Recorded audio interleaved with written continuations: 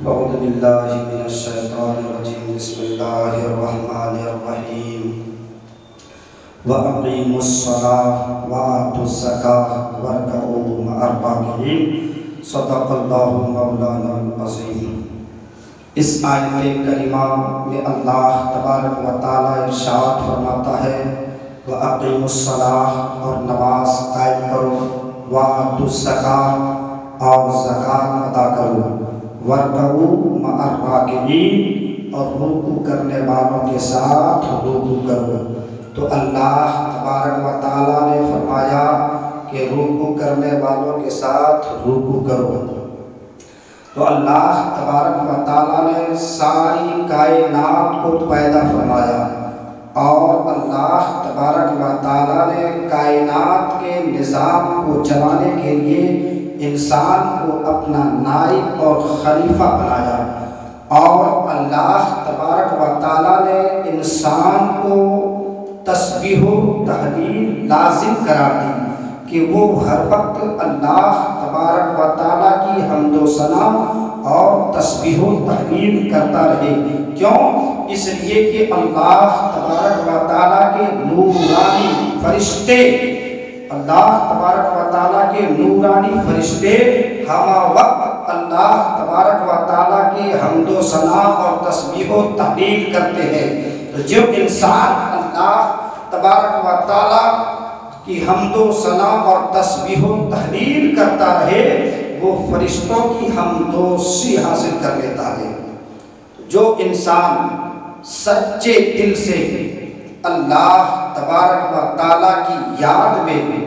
مشغول ہو جاتا ہے، جو انسان سچے دل سے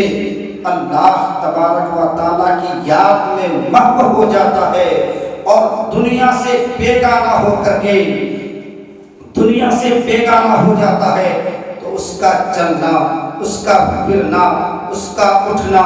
اس کا بیٹھنا، اس کا جاگنا، اس کا سونا سب کچھ عبادت ہے، اس کا چلنا بھی عبادت ہے، سب کچھ اللہ کے لیے ہوتا ہے، کیونکہ اس کے دل میں صرف اور صرف ایک ہی تمنا ہوتی ہے کہ صرف اور صرف ہم سے اللہ اور اس کے رسول راضی ہو جائے، صرف اور صرف اللہ اور اس کے رسول کی رضا چاہتا ہے۔ اسلام میں عبادات کی کئی اقسام ہے، مگر ان تمام عبادات میں سب سے افضل عبادت وہ عبادت ہے جسے ہم آپ نماز کہتے ہیں۔ سب سے افضل عبادت نماز ہے، کیونکہ جب ہم نماز پڑھتے ہیں تو سب سے پہلے وضو کرتے ہیں، اور وضو کرنے کے بعد سب سے پہلے اللہ اکبر کہتے ہیں، یعنی اللہ تبارک و تعالیٰ کی کبریائی بیان کرتے ہیں، اللہ تبارک و تعالیٰ کی بڑائی بیان کرتے ہیں کہ اللہ تبارک و تعالیٰ سب سے بڑا ہے، اور پھر ثنا پڑھتے ہیں سبحانک اللہم بحمدک وتبارک اسمک وتعالی جدک ولا الہ غیرک۔ ثنا پڑھتے ہیں اے پروردگار تیری ذات پاک ہے، اے پروردگار تیری ذات میں برکت ہے، اے پروردگار تیرے سوا عبادت کے کوئی لائق نہیں ہے۔ انسان رب کی بارگاہ میں کھڑا ہوتا ہے، اللہ تبارک و تعالیٰ کی پاکی بیان کر رہا ہے، اللہ تبارک و تعالیٰ کے نام میں برکت ہے،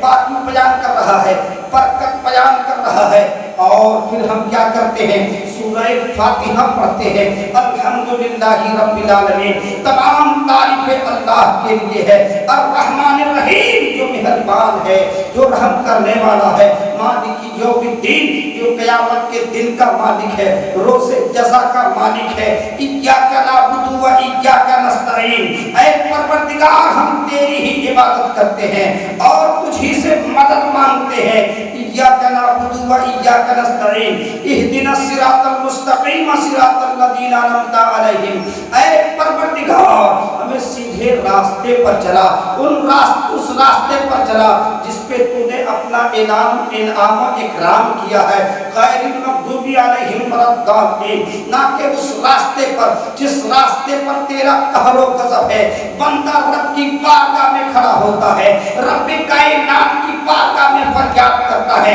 اے پروردگار ہم تیری ہی عبادت کرتے ہیں، اے پروردگار ہم تجھ سے مدد مانگتے ہیں، اے پروردگار ہمیں سیدھے راستے پر چلا، اس راستے پر ہمیں چلا جس راستے پہ تیرا انعام و اکرام ہے، اے پروردگار ہمیں اس راستے پر مت چلا جس راستے پر تیرا قہر و غضب ہے۔ اب بندہ پروردگار عالم کی بارگاہ میں سورہ اخلاص پڑھتا ہے، قل هو اللہ احد، اے محبوب قل هو اللہ احد،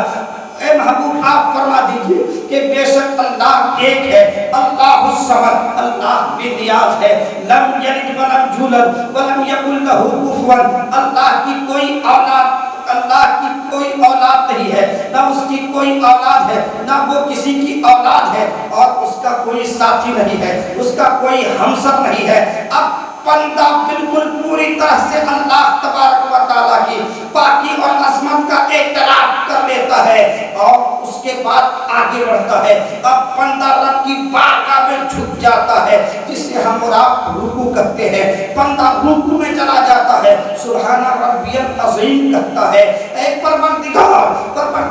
عالم کی پاکیزگی بیان کرتا ہے، پروردگار عالم کی تسبیح بیان کرتا ہے، پھر اٹھتا ہے، سمیع اللہ لمن حمیدہ، پھر اللہ تبارک و تعالیٰ کے سمیع اور بصیر ہونے کا اعتراف کرتا ہے۔ لیکن جب بندہ سجدے میں جاتا ہے تو بندہ بالکل پوری طرح سے اللہ تبارک و تعالیٰ کی بزرگی اور عظمت کا اقرار کر لیتا ہے، اس لیے کہ جب بندہ سجدے میں ہوتا ہے تو وہ اللہ تبارک و تعالیٰ کا قرب حاصل کر لیتا ہے۔ اس کے بعد تشہد میں بیٹھتے ہیں اور پڑھتے ہیں التحیات للہ والصلوات والطیبات، زبان کی عبادتیں، بدن کی عبادتیں، سب کچھ اللہ کے لیے ہے، گویا زبان کی عبادتیں ہو چاہے بدن کی عبادت ہو، سب کچھ اللہ کے لیے ہے۔ تو یاد رکھو مسلمانوں، جہاں پہ اللہ کا ذکر ہوتا ہے اور اگر وہاں پہ جہاں پہ اللہ کا ذکر ہو وہاں پہ رسول کا ذکر نہ ہو، یہ کیسے ہو سکتا ہے؟ جہاں پہ عاشق کا ذکر ہو معشوق کا ذکر نہ ہو، یہ کیسے ہو سکتا ہے؟ تو ہم آپ کو پڑھتے ہیں، یا ایھا النبی ورحمۃ اللہ وبرکاتہ والسلام علینا وعلی عباد اللہ الصالحین، اے نبی تم پر سلامتی ہو، آپ پر اللہ کی رحمت ہو اور برکت ہو، اور ہم پر بھی ہو، اور ان تمام مومنین پر ہو، تمام صالحین پر ہو جو نیک بندے ہیں۔ اور پھر ہم اللہ اور اس کے رسول کے اللہ کی وحدانیت کا اقرار کرتے ہیں، رسول کی رسالت کی گواہی دیتے ہیں، وَأَشْهَدُ أَن لَّا إِلَٰهَ إِلَّا اللَّهُ وَأَشْهَدُ أَنَّ مُحَمَّدًا عَبْدُهُ وَرَسُولُهُ، کہ بے شک میں گواہی دیتا ہوں اللہ کے سوا کوئی معبود نہیں ہے اور محمد اس کے بندے اور رسول ہے۔ اور پھر ہم درود پاک بھی پڑھتے ہیں،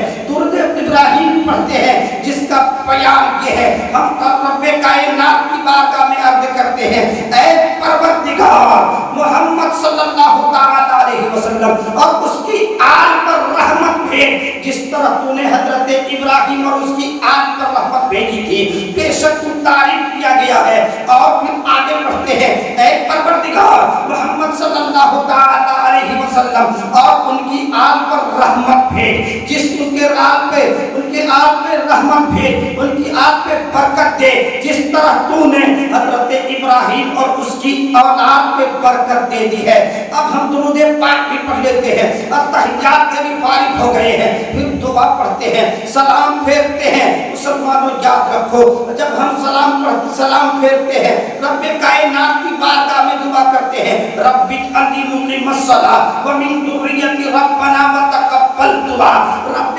کائنات کی بارگاہ میں عرض کرتے ہیں، اے پروردگار ہمیں اور ہماری اولادوں کو، ہمارے والدین کو نمازی بنا دے، نماز کا پابند بنا دے۔ اب وہ رب کی بارگاہ میں کون شخص عرض کرے گا؟ یہ وہی شخص عرض کر سکتا ہے جو نمازی ہوگا، جو اس کا باپ نمازی ہوگا، بیٹا بھی نماز پڑھے گا، اگر ماں نماز پڑھے گی تو بیٹی بھی نماز پڑھے گی، اور جو نماز پڑھے گا وہی اپنے والدین کے لیے دعا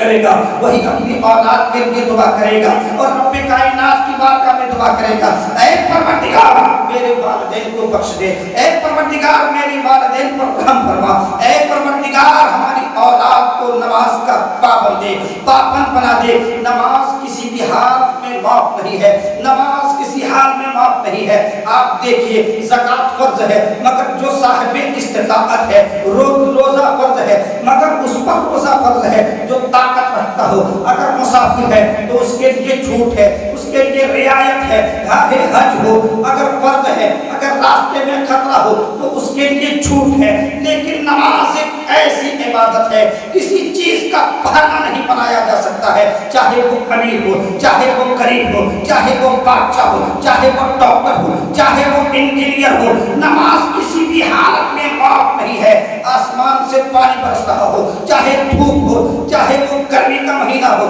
چاہے وہ موسم سرما ہو، چاہے وہ موسم سرما ہو یا چاہے سردی کا موسم ہو، نماز کا بہانہ نہیں بنایا جا سکتا ہے۔ نماز کسی بھی حالت میں معاف نہیں ہے۔ پتہ یہ چلا ہر حال میں ہمیں نماز پڑھنا ہے۔ اگر کھڑے ہو کر کے نہیں پڑھ سکتا ہے بیٹھ کے پڑھنا ہے، اگر بیٹھ کے نہیں پڑھ سکتا ہے لیٹ کے پڑھنا ہے، اگر لیٹ کے بھی نہیں پڑھ سکتا ہے تو اشارے سے پڑھنا ہے، مگر نماز کسی بھی حالت میں معاف نہیں ہے۔ اللہ تبارک و تعالی ارشاد فرماتا ہے اقیموا الصلاۃ وآتوا الزکاۃ وارکعوا مع الراکعین، نماز پڑھو اور زکوٰۃ ادا کرو اور رکوع کرنے والوں کے ساتھ رکوع کرو۔ انہی کلموں کے ساتھ گفتگو کو ختم کر رہا ہوں۔ السلام علیکم ورحمۃ اللہ وبرکاتہ۔